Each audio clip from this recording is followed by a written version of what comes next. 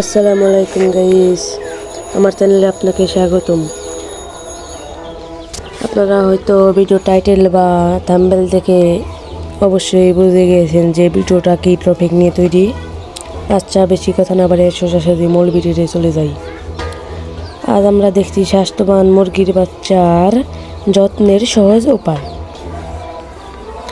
মনে রাখবেন, প্রথম 1 দিন থেকে 25 দিনের সঠিক যত্নই ভবিষ্যৎ সফলের খামারের ভিত্তি। এই সময়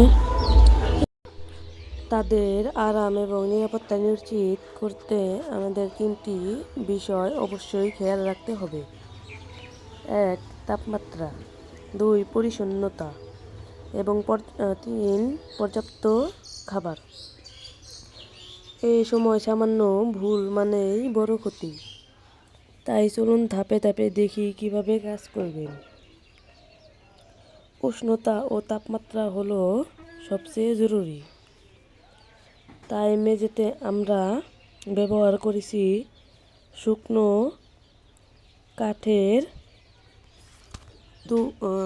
গুঁড়ো বা তুষ। এটাকে লিটার বলে, যা মেঝে শুকনো রাখে। লিটার যেন কোনোভাবেই ভিজে না যায়। ভেজা লিটার মানে রোগ জীবাণু। তাই এটি নিয়মিত উল্টে পাল্টে দিন, প্রয়োজনে পাল্টে দিন। ঘরে পর্যাপ্ত আলো বাতাস ঢোকার ব্যবস্থা রাখুন। ছোট বাচ্চার জন্য প্রয়োজন সঠিক পুষ্টি। এদের দিতে হবে স্টার্টার ফিড। আর খাবার পাত্র যেন সবসময় পরিষ্কার থাকে, সেই দিকে খেয়াল রাখতে হবে। এতে রোগ ছড়ানোর ঝুঁকি কমবে। আজ ভিডিও এতটুকুই।